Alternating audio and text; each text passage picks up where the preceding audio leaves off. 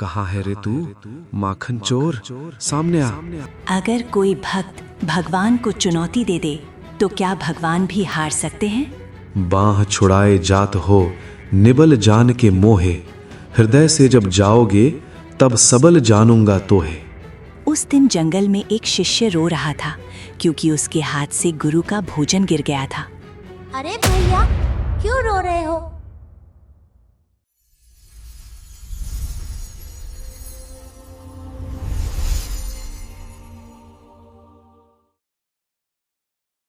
कहते हैं जब गुरु का शरीर कष्ट में हो तो शिष्य का मन भी चैन से नहीं बैठता। दोपहर का समय था, सूरज आग बरसा रहा था, लेकिन गुरु भक्ति की प्यास लिए युवा शिष्य गोविंद नंगे पैर गांव की ओर निकल पड़ा। अलख निरंजन भिक्षाम देही। रुको बेटा, इधर आओ। बेटा, सुना है महाराज जी की तबीयत ठीक नहीं है, कल वैद्य जी बता रहे थे। हाँ काकी, गुरुदेव का शरीर बहुत कमजोर हो गया है। उन्होंने कल से कुछ खाया भी नहीं है। बड़ी मुश्किल से उन्हें दलिया खाने के लिए मनाया है, इसीलिए मैं जल्दी भिक्षा लेने आया हूँ। हे भगवान, उनकी रक्षा करना। ले बेटा, इसमें मैंने ताज़ा मक्खन और नरम रोटियां रखी हैं, उन्हें खिला देना, कहना काकी ने भेजी है। काकी ने भोजन नहीं बल्कि एक माँ का प्रेम उस झोली में डाला था। गोविंद का मन अब थोड़ा हल्का हो गया था। गुरुदेव को जल्दी भोजन कराने की ललक में गोविंद ने जंगल का छोटा रास्ता चुना। मन में खुशी थी, लेकिन नियति को कुछ और ही मंजूर था। एक पल में सारी मेहनत, सारी उम्मीदें मिट्टी में मिल गईं। शरीर का दर्द तो सहा जा सकता था, लेकिन गुरु की सेवा अधूरी रह जाने का दर्द गोविंद से सहा नहीं गया। हे राम, ये क्या अनर्थ हो गया। मैं कितना पापी हूँ, एक छोटा सा काम नहीं कर सका। मेरे गुरुदेव भूखे बैठे हैं और मैं उनका भोजन इस धूल में मिला दिया। हे प्रभु, तूने मुझे क्यों गिराया? मेरी टांग टूट जाती तो गम न था, पर गुरु का निवाला क्यों छीना? अब मैं खाली हाथ आश्रम कैसे जाऊंगा? किस मुंह से कहूंगा कि भोजन गिर गया? लेकिन जहां भक्त की आस टूटती है, वहीं से भगवान की लीला शुरू होती है। सन्नाटे को चीरती हुई एक मधुर आवाज आई। अरे भैया, क्यों रो रहे हो? तुम कौन हो लाला, और यहाँ अकेले क्या कर रहे हो? मैं पास वाले गांव का ग्वाला हूँ। मेरी मैया ने देखा कि तुम गिर गए और तुम्हारा खाना गिर गया। मैया ने कहा, जा वो साधु को ये दे आ, इसमें रबड़ी और रोटी है। तेरी मैया ने देखा? पर यहाँ तो दूर दूर तक कोई घर नहीं है। अरे मेरी मैया को सब दिखता है, तुम ये ले लो। तुम्हारे गुरुजी इंतजार कर रहे होंगे ना, जाओ, देर हो रही है। गोविंद ने उस पोटली को थामा तो उसे एक जानी पहचानी दिव्य सुगंध आई। ये साधारण भोजन की नहीं, तुलसी और चंदन की महक थी। धन्यवाद लाला, तेरा भला हो। तेरा नाम तो बता। और तब गोविंद को एहसास हुआ कि वो बालक कोई साधारण ग्वाला नहीं था। जिसकी लाठी टूट जाए उसका सहारा वो खुद बनने आता है। लाला, लाला, हे गोविंद, हे मेरे नाथ, मैं समझ गया। हरि व्यापक सर्वत्र समाना। मेरी पुकार सुन ली तूने। मैं तो साधारण भोजन के लिए रो रहा था, तूने तो आज खुद आकर प्रसाद दे दिया। शिष्य का भाव सच्चा हो तो भगवान को ग्वाला बनकर आना ही पड़ता है। गोविंद समझ गया था कि आज आश्रम में भोजन नहीं, साक्षात प्रसाद जा रहा है। गोविंद अब हवा से बातें करता हुआ आश्रम की ओर बढ़ रहा था। तभी रास्ते में उसकी भेंट दूसरे शिष्य माधव से हुई। अरे गोविंद भाई, इतनी तेजी में कहाँ भागे जा रहे हो, और तुम्हारे पैर में ये खून कैसा? अरे कुछ नहीं भाई, बस ठोकर लग गई थी। तुम कहाँ जा रहे हो इस भरी दोपहरी में? भाई, गुरुदेव की कुटिया पुरानी हो गई है, बारिश आने वाली है, तो सोचा जंगल से कुछ मजबूत लकड़ियां ले आऊं। गुरुदेव के लिए एक नई और पक्की कुटिया बनाने की तैयारी करनी है। ये तो बहुत नेक विचार है भाई। अच्छा सुनो, गुरुदेव का स्वास्थ्य अब कैसा है? हाँ, अभी तो ठीक है। सुबह जो पेट में मरोड़ थी उसमें थोड़ा आराम है, वे ध्यान में बैठे हैं। हे प्रभु, तेरा शुक्र है। अच्छा भाई, मैं चलता हूँ, गुरुदेव भोजन का इंतजार कर रहे होंगे, बहुत देर हो गई है। हाँ, जल्दी जाओ, भूखे पेट भजन नहीं होता। मैं शाम तक लकड़ी लेकर लौटता हूँ। गोविंद डरते डरते कुटिया में दाखिल हुआ। उसे लगा था कि देर होने पर गुरुदेव नाराज होंगे। प्रणाम गुरुदेव। आओ गोविंद, आज बहुत देर कर दी बेटा। जी गुरुदेव, क्षमा कर दीजिए, रास्ते में वो थोड़ा विलंब हो गया। क्या आप भूखे हैं? अरे नहीं बेटा, कोई बात नहीं। साधु को सब्र होना चाहिए। लाओ, क्या लाए हो? वाह गोविंद, आज भिक्षा कहाँ से लाया है? इस रोटी में तो अद्भुत मिठास है। ऐसा लग रहा है जैसे किसी अपने ने भेजा हो। जी गुरुदेव, बस एक नेक बालक के घर से मिली है। शाम ढल चुकी थी। तालाब के किनारे बैठे गोविंद का मन उस चमत्कार को साझा करने के लिए बेचैन था। माधव भाई, आज जो मेरे साथ हुआ, क्या मैं तुम्हें बताऊं? क्या हुआ भाई? तुम दोपहर में भी डरे हुए लग रहे थे, बताओ क्या बात है? भाई, आज मैं भिक्षा लेकर आ रहा था कि अचानक मुझे ठोकर लगी। मैं गिर पड़ा।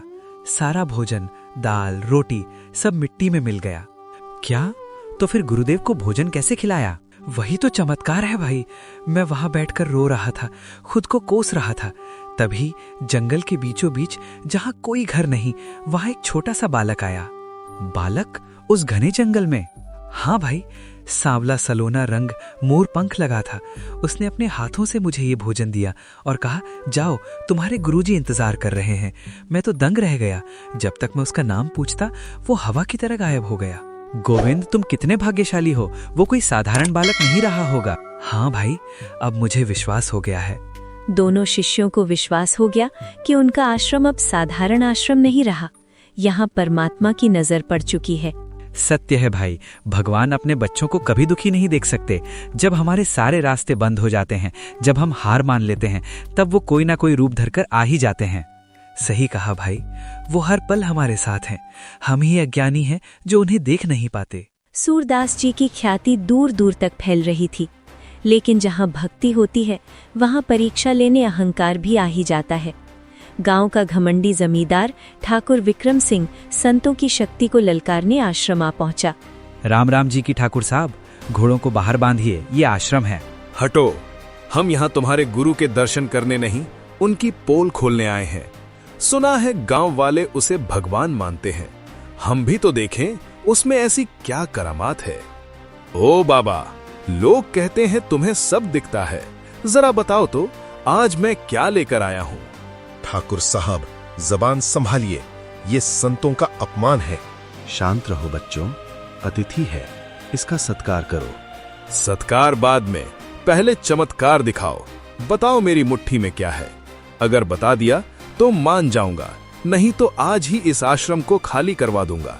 ठाकुर को अपने धन का घमंड था, लेकिन वो भूल गया था कि संत की आंखें बंद हों, फिर भी उनकी दृष्टि आर पार देख लेती है। ठाकुर, तेरी मुट्ठी में हीरा है, मुट्ठी में तो कीमती हीरा है, लेकिन तेरे मन में कोयला, पाप है। तू ये हीरा मुझे दान देने नहीं, बल्कि मेरी परीक्षा लेने और मुझे खरीदने आया है। लेकिन याद रख ठाकुर, ये हीरा बाजार में बिक सकता है, मेरा राम नाम नहीं। सत्य के सामने झूठ और अहंकार टिक नहीं पाया। ठाकुर का घमंड उसी तरह चूर चूर हो गया जैसे कांच का टुकड़ा। महाराज, मुझे माफ कर दीजिए। मेरी आंखों पर अहंकार की पट्टी बंधी थी। आपके पास तो वो आंखें हैं जो हम आंख वालों के पास भी नहीं। ये धन, ये जमीन सब यहीं रह जाएगा। अगर कुछ साथ जाएगा तो वो है तुम्हारे कर्म। जाओ, गरीबों की सेवा करो, वही असली हीरा है। चारों तरफ सूरदास जी की महिमा फैल गई, लेकिन विधि का विधान कुछ और ही था। इसी जय जयकार के बीच काल ने अपनी दस्तक दे दी। केशव, गुरुदेव की तबीयत आज और ज्यादा खराब लग रही है। कल रात भी वे सोए नहीं, बार बार पेट पकड़कर उठते थे। हाँ भैया, मैंने भी देखा। वो हमसे अपनी पीड़ा छुपाते हैं ताकि हमें कष्ट न हो। मैंने वैद्य जी को खबर भिजवाई है। ध्यान रखना, आज कोई मिलने ना आए। गुरुदेव को आराम की सख्त जरूरत है। लेकिन प्रेम कब किसी बंधन को मानता है? सुमित्रा काकी मीलों दूर से अपने इष्ट के लिए भोग लेकर आई थी। काकी, रुकिए, आज गुरुदेव किसी से नहीं मिल सकते। अरे बेटा रामदीन, मैं तो बहुत दूर पीपली गांव से आई हूँ। सुबह 4 बजे उठी थी। महाराज जी के लिए उनकी पसंद की खीर और मालपुआ बनाया है, बस एक बार खिला दूं फिर चली जाऊंगी। काकी, आप समझ नहीं रही हैं। गुरुदेव का शरीर स्वस्थ नहीं है, उन्हें पेट में मरोड़ है। वैद्य जी ने भारी भोजन और मिलने जुलने से मना किया है। बेटा बस दूर से दर्शन करा दे। मैंने बहुत मन्नत मांगकर ये भोग बनाया है। अगर वो नहीं खाएंगे तो मेरा तो ये जन्म अकारत हो जाएगा। भक्त की पुकार दीवारों को चीरकर गुरु के कानों तक पहुंच गई। सूरदास जी पीड़ा में थे, फिर भी उनका हृदय पसीज गया। रामदीन, रामदीन, जी गुरुदेव, आप लेटे रहिए, उठिए मत। बाहर कौन रो रहा है? किसी भक्त को द्वार से मत लौटाओ, उसे आदर सहित अंदर लाओ। बाबा क्षमा करना, मैंने आपको कष्ट दिया। आपके लिए खीर लाई थी, पर आपकी हालत तो। आओ बेटा, आओ। भक्त का भाव ही तो भगवान का भोजन है। लेकिन बेटा, मैं विवश हूं। मेरा शरीर इस अमृत को स्वीकार नहीं कर पा रहा। मुझे क्षमा कर दो माई। नहीं नहीं बाबा, आप माफी न मांगे, ये तो मेरा दुर्भाग्य है। काकी, मैंने कहा था ना, घी दूध की गंध से उनकी तबीयत और बिगड़ रही है। आप दीजिए ये खाना, हम बाद में देख लेंगे। रामदीन, ये प्रेम है। बेटा, तुम ये प्रसाद शिष्यों में बांट देना। मुझे मान लेना कि मैंने खा लिया। सुमित्रा तो चली गईं, लेकिन सूरदास जी के मन में एक गहरा घाव छोड़ गईं। उन्हें लगा कि ये शरीर अब भक्ति में सहारा नहीं, बाधा बन रहा है। धिक्कार है इस शरीर पर। आज मेरे कारण एक भक्त की सेवा ठुकराई गई। मेरे शिष्यों को द्वारपाल बनकर झूठ बोलना पड़ा। रामदीन, केशव, ये बच्चे मेरे सेवा में दिन रात लगे हैं। मेरी गंदगी साफ करेंगे, लोगों को रोकेंगे। नहीं नहीं, ये शरीर अब भक्ति में बाधा बन रहा है। ये अब सेवा का नहीं, बोझ का कारण बन गया है। इससे पहले कि मैं पूरी तरह असहाय हो जाऊं, मुझे यहां से चले जाना चाहिए। आधी रात का सन्नाटा था। सूरदास जी ने अपना अंतिम निर्णय ले लिया था। मोह और ममता के धागे तोड़कर वे अनंत यात्रा के लिए तैयार थे। रामदीन, मेरे बच्चे, तूने मेरी बहुत सेवा की, पर अब तेरी सेवा मुझे कर्जदार बना रही है। मैं तुझे इस ऋण से मुक्त करता हूं। रास्ता कठिन था और राही अंधा। जंगल के कांटों और पत्थरों ने सूरदास जी की परीक्षा लेनी शुरू कर दी।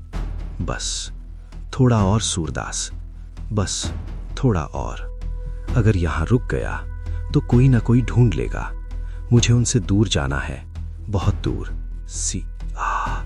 कांटे, हर तरफ कांटे हैं। लगता है गोविंद ने आज मेरा बिस्तर कांटों का ही लगाया है। लाठी, मेरी लाठी कहाँ गई? अरे कोई है? लाठी। जब सहारा देने वाली लाठी भी छूट गई तो सूरदास जी ने उस अदृश्य सहारे को चुनौती दी। क्या देख रहे हो? मजा आ रहा है? छीन ली लाठी भी। सोचा होगा अंधा है, लाठी नहीं रहेगी तो रुक जाएगा। पर सुन ले केशव, ये शरीर मेरी लाठी के सहारे नहीं, तेरे नाम के सहारे चल रहा है। गिरा ले जितना गिराना है, मैं घिसट कर चलूंगा, पर वापस नहीं जाऊंगा। सूरदास जी की जिद के आगे सूरज की तपिश भी हार मान गई और फिर वही हुआ जो भक्त चाहता था। परमात्मा को आना पड़ा। ओ बाबा, अरे ओ बाबा, ए बाबा उठो, यहाँ सोने का समय नहीं है। पानी, थोड़ा पानी। पानी तो नहीं है, पर मैं खिचड़ी लाया हूँ, गर्मा गर्म है, खाओगे? बेटा, ये क्या है? इसमें तो अन्नकूट जैसा स्वाद है। कौन है तू लाला? तेरी आवाज तो बड़ी मीठी है। मैं तो पास वाले गांव का ग्वाला हूँ, गाय चराने आया था। देखा तुम यहाँ मरे, मतलब सोए पड़े हो, तो सोचा मैया का दिया खाना तुम्हें खिला दूं। मुझे वैसे भी भूख नहीं थी। तेरा भला हो बच्चे, पर यहाँ जंगल में गांव कहाँ है? मैं तो कोसों दूर आ गया हूँ। अरे वो देखो, तुम्हें दिखता नहीं ना, इसलिए कह रहे हो। वो सामने मेरी झोपड़ी है, वो देखो धुआं निकल रहा है। मेरी गैया रंभा रही है। हाँ, शायद मुझे ही दिशा का भ्रम हो गया होगा। अच्छा बाबा, मैं चलता हूँ, मैया बुला रही है। अगर देर हुई तो कान खींचेगी। रुको लाला, अपना नाम तो बताते जाओ, बर्तन तो ले जा। शाम हो चुकी थी। तभी वहां से गुजर रहे दो गडरियों ने सूरदास को देखा। बाबा, ओ बाबा, राम राम, होश में हो? राम राम भैया, भला हुआ तुम आ गए। बेटा, जरा वो सामने वाले घर जाना, वहाँ एक छोटा बालक है, उसे मेरा धन्यवाद कह देना और उसके ये खिचड़ी के बर्तन दे आना। खिचड़ी ने प्राण बचा लिए। क्या कह रहे हो बाबा? घर, और वो भी यहाँ? लगता है गर्मी चढ़ गई है दिमाग पे। ये प्रेत वन है, यहाँ से 20 कोस तक ना कोई घर है ना कोई इंसान। हम भी यहाँ से भागते हुए निकलते हैं। गडरियों की बात सुनकर सूरदास के पैरों तले जमीन खिसक गई। सच्चाई सामने आते ही उनकी आंखों से आंसुओं का सैलाब फूट पड़ा। मजाक मत करो भाई, अभी अभी वो बालक यहीं था, उसकी गैया रंभा रही थी, मैंने खुद उसकी झोपड़ी का धुआं महसूस किया। बाबा, हम इसी रास्ते से रोज जाते हैं, यहाँ सदियों से कोई नहीं रहता। सपना देखा होगा तुमने, चलो हम तुम्हें गांव तक छोड़ दें। सपना? नहीं, सपने में पेट नहीं भरता। ये खुशबू, ये स्वाद इस दुनिया का नहीं है। सूरदास समझ गए कि वो बालक कोई और नहीं, उनका छलिया गोविंद था। ठग लिया, तूने मुझे ठग लिया। अरे ओ छलिए, अरे मैं अंधा था तो क्या तू भी अंधा बन गया? अपनी ही सेवा करवाई, अपने ही भक्त से पैर दबवाए और मुझे पता भी न चलने दिया। रुको, तुम्हें सामने आना होगा, ऐसे छिपकर भागना नहीं चलेगा। अरे बाबा, उधर खाई है, रुक जाओ। सूरदास को अब खाई नहीं, सिर्फ अपना कृष्ण दिख रहा था। कहाँ है रे तू, माखन चोर? सामने आ, आज तुझे मेरी कसम है, अगर सामने नहीं आया तो सूरदास आज यहीं प्राण त्याग देगा। गोविंद, पकड़ लिया, आखिर पकड़ ही लिया। ये स्पर्श, ये कोमलता मैं पहचानता हूँ, युगों युगों से पहचानता हूँ। छोड़ सूरदास, मुझे जाने दे, मेरा काम पूरा हुआ। नहीं, अब नहीं जाने दूंगा। सारी उम्र तुझे ढूंढा है, अब मिला है तो भाग रहा है। भगवान हाथ छुड़ाकर चले गए, लेकिन सूरदास ने हार नहीं मानी। उन्होंने वो बात कही जो इतिहास बन गई।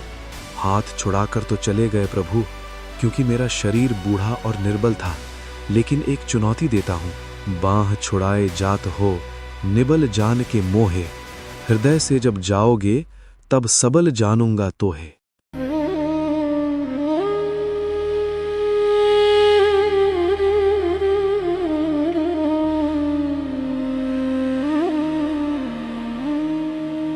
नंगे पांव चला था जंग में, आंखों में बस एक अरमान था, गुरु भूखे ना रह जाए मेरे,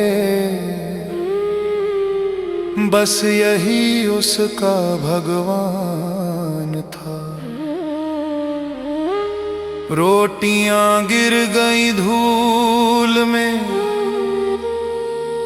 टूट गया उसका अभिमान, रो रो कर वो बोला धरती से, अब कैसे देखूं गुरुदेव का मान। जब भक्त रोया तो भगवान आया, ग्वाले का रूप धर के आया, जिसने हाथ थाम लिया खाई में, वो मेरा श्याम कन्हैया।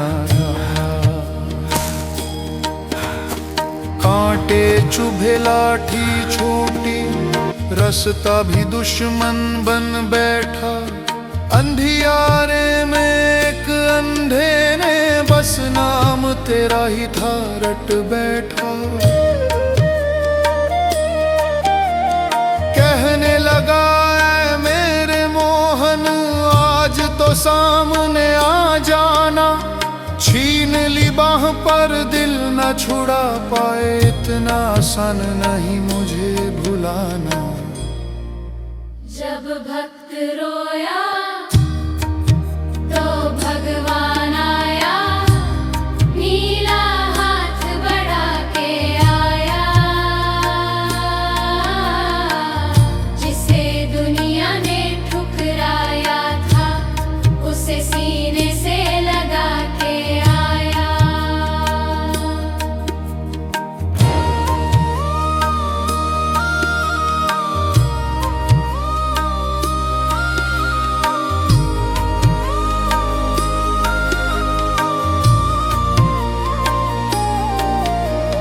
भगवान बोले आंखें दे दूं, सूरदास बोला नहीं नाथ, जिसने तुझे देख लिया एक बार, उसे दुनिया की क्या सौगात। छुड़ा कर चले गए थे, पर दिल से कैसे जाते प्रभु। भक्त की एक पुकार ने झुका दिया त्रिभुवन का रथ प्रभु। जब भक्त रोया तो भगवान आया, हार गया खुद भगवान। प्रेम के आगे झुक गई माया, जीत गया एक अनजान। जो रोता है दिल से राम को, वो कभी अकेला नहीं होता। जहाँ टूटती है इंसान की सांस, वहीं से भगवान बोलता।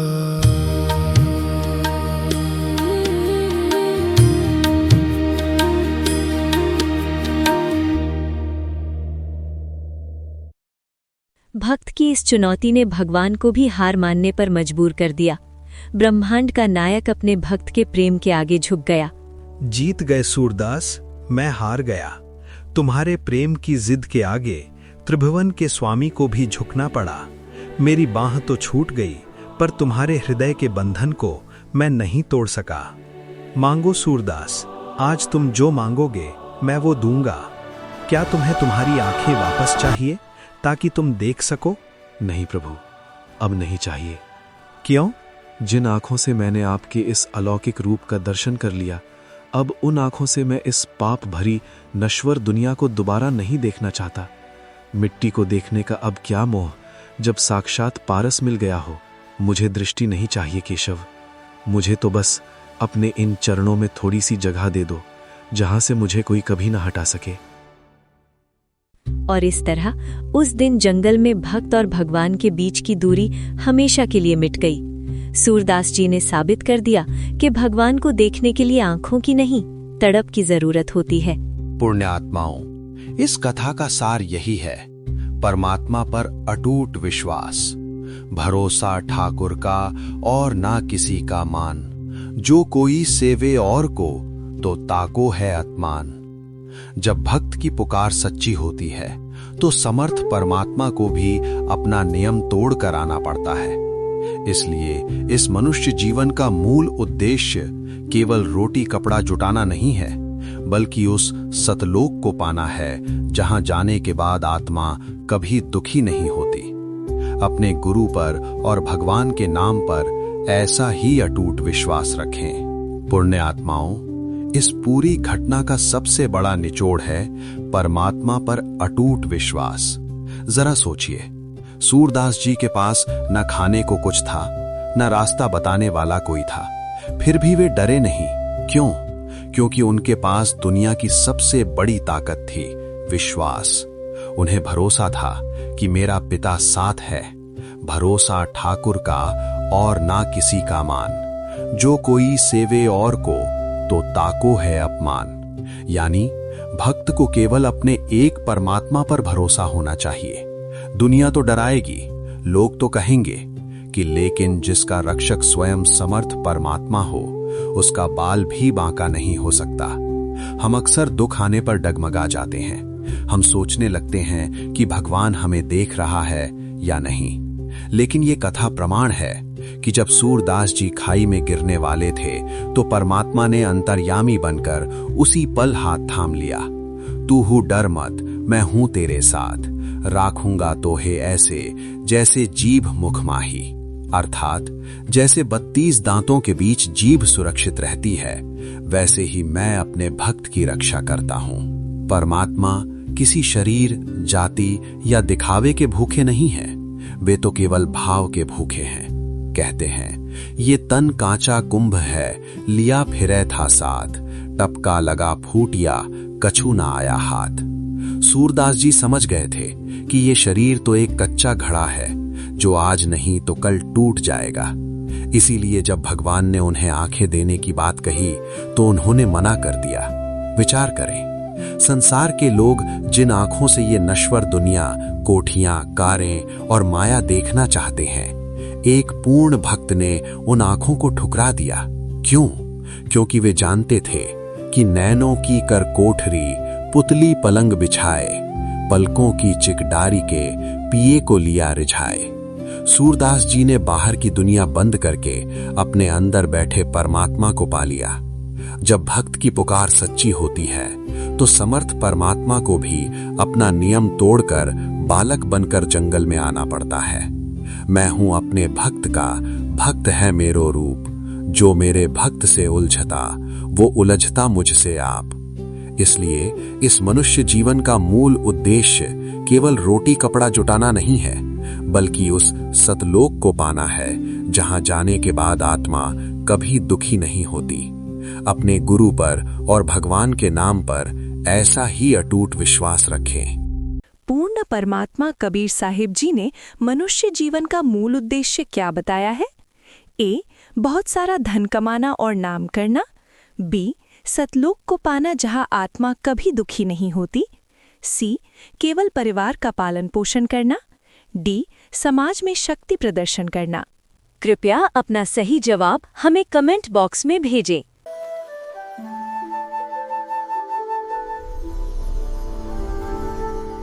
Thank you for watching.